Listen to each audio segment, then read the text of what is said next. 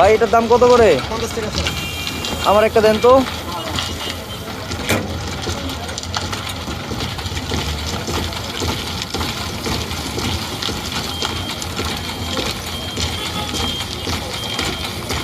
যাও নিয়ে যাও।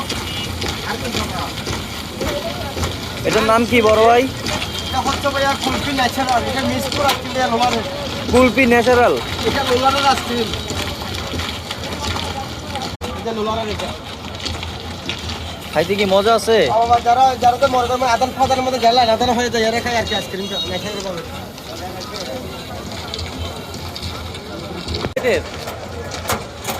বড় ভাই